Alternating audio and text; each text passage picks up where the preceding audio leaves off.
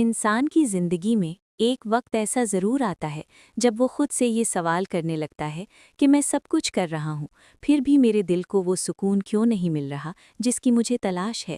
میں نماز بھی پڑھتا ہوں، دعا بھی مانگتا ہوں، اللہ کو یاد بھی کرتا ہوں، مگر اندر کہیں ایک خلا سا رہ جاتا ہے۔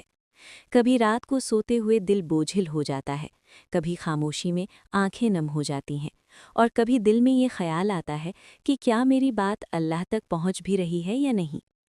ایسے ہی لمحوں میں انسان کے سامنے درود شریف کا تصور آتا ہے۔ درود کوئی نیا عمل نہیں، کوئی وقتی نسخہ نہیں، بلکہ یہ وہ عبادت ہے جسے اللہ نے خود اپنے کلام میں بلند مقام دیا ہے۔ قرآن کے مفہوم سے ہمیں یہ بات معلوم ہوتی ہے کہ اللہ خود اپنی نبی محمد صلی اللہ علیہ وسلم پر رحمت نازل فرماتا ہے۔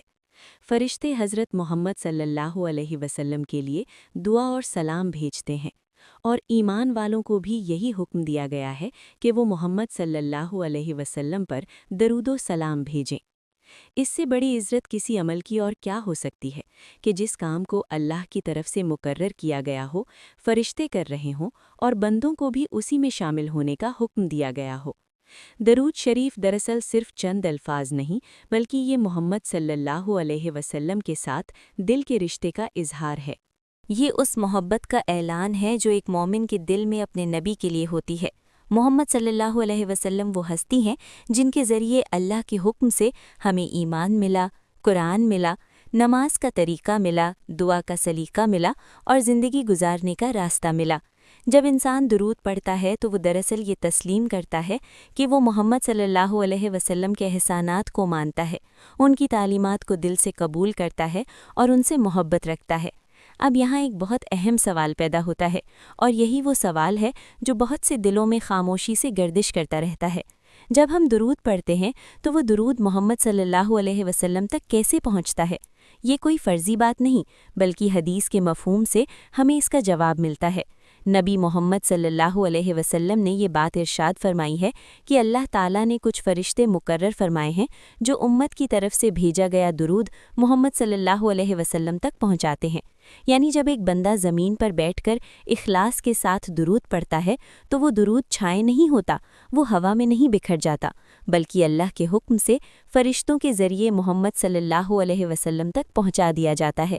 یہ سوچ ہی انسان کے دل کو ہلا دینے کے لیے کافی ہے کہ میرے لبوں سے نکلے ہوئے الفاظ، میرے دل کی آواز میرے نبی محمد صلی اللہ علیہ وسلم تک پہنچائی جا رہی ہے۔ اسی لیے درود محض ایک ذکر نہیں رہتا، بلکہ یہ ایک زندہ تعلق بن جاتا ہے۔ بندہ خود کو تنہا محسوس نہیں کرتا، اسے یہ یقین ہونے لگتا ہے کہ میں نبی محمد صلی اللہ علیہ وسلم کی سنت اور محبت کے ذریعے جڑا ہوا ہوں۔ یہی تعلق انسان کی زندگی میں پہلی بڑی تبدیلی لاتا ہے، اکیلاپن ختم ہونے لگتا ہے۔ محمد صلی اللہ علیہ وسلم نے یہ بھی فرمایا ہے کہ جو شخص آپ صلی اللہ علیہ وسلم پر درود بھیجتا ہے، اللہ تعالیٰ اس پر رحمت نازل فرماتا ہے۔ یہاں غور کرنے کی بات یہ ہے کہ حدیث ہمیں یہ نہیں بتاتی کہ کون سی رحمت کس شکل میں اور کس وقت۔ اس کی وجہ یہ ہے کہ اللہ کی رحمت ہر انسان کے لیے مختلف انداز میں ظاہر ہوتی ہے۔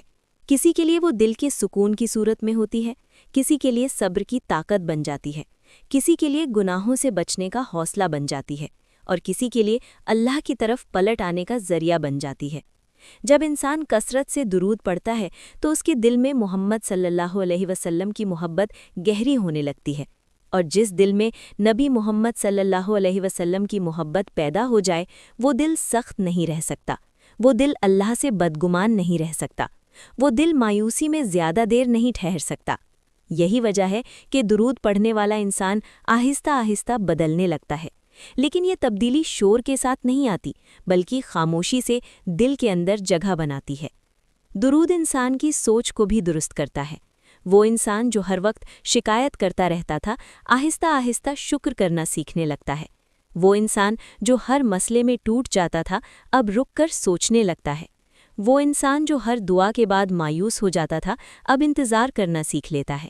یہ سب تبدیلیاں یوں ہی کسی جادو کی طرح نہیں ہوتی، بلکہ نبی محمد صلی اللہ علیہ وسلم کی محبت کے سائے میں پروان چڑھتی ہیں۔ درود ہمیں یہ بھی یاد دلاتا ہے کہ نبی محمد صلی اللہ علیہ وسلم کی زندگی کس قدر قربانیوں سے بھری ہوئی تھی۔ آپ صلی اللہ علیہ وسلم نے طائف کی گلیوں میں پتھر کھائے، مکہ میں ستائے گئے، اپنے ہی لوگوں کی مخالفت سہی، مگر کبھی بد دعا نہیں دی۔ جب انسان درود پڑھتے ہوئے ان باتوں کو یاد کرتا ہے تو اس کے اپنے دکھ چھوٹے لگنے لگتے ہیں۔ وہ اپنے غم کو نبی محمد صلی اللہ علیہ وسلم کے صبر کے سامنے رکھ کر دیکھتا ہے، اور یہی موازنہ اس کے اندر حوصلہ پیدا کرتا ہے۔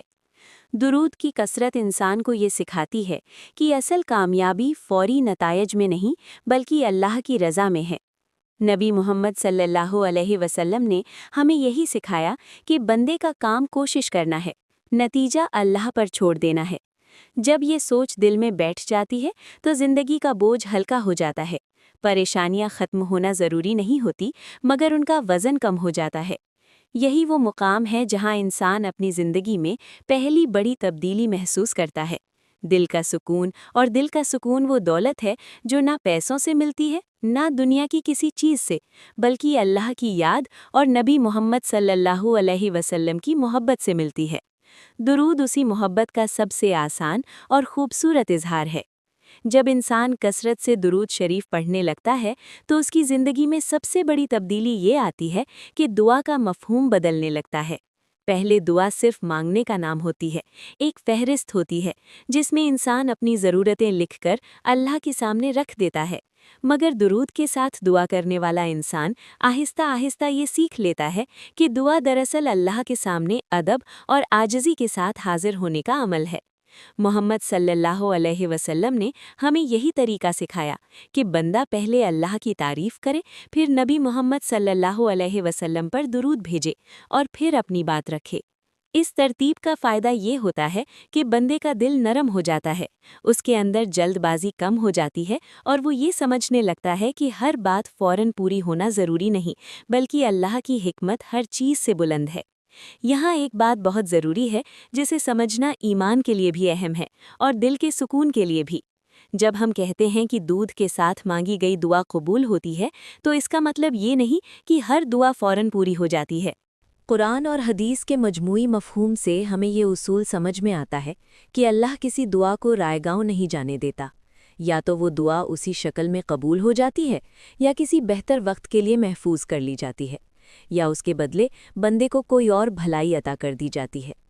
جب انسان یہ اصول سمجھ لیتا ہے تو اس کے دل سے بے چینی نکلنے لگتی ہے، وہ دعا کے بعد اللہ کے فیصلے پر راضی رہنا سیکھ لیتا ہے، اور یہی رضا دل کو سب سے زیادہ سکون دیتی ہے۔